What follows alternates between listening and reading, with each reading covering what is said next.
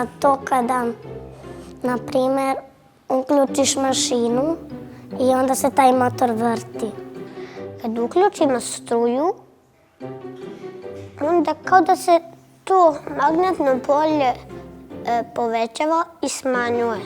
To služi kako bi radile električne stvari, poput telefona, miksera, svetla, lampi i svih stvari.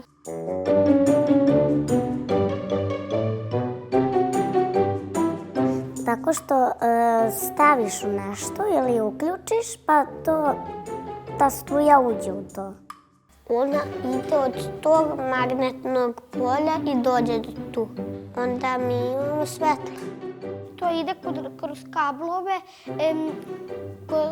kablove od telefona, kompjutera i svih stvari. Da li ste znali da je Nikola Tesla još kao dečak čitao o velikim Nijagarinim vodopadima i rekao svom ujaku: jednoga dana ću otići i postaviti na Nijagaru veliki točak. Tesla je još kao dečak napravio svoj prvi izum. Postavio je nekoliko grana kao propeler i za njihove krajeve vezao leteće bube, gundelje. Bube su tako letele u krug i okretale Teslinu napravu. Zdravo drugari! U ovoj epizodi ćemo pričati o jednom od najvažnijih Teslinih pronalazaka. U pitanju je električni motor. Zašto je on toliko važan? To ćemo shvatiti ako se setimo gde danas sve imamo te električne motore. U fabrikama, kod kuće imamo u raznim aparatima koje koristimo. Primera radi veš mašine, blenderi, fenovi i tako dalje. Električni motori su svugde oko nas. Dakle, čitav naš svet pokreću električni motori.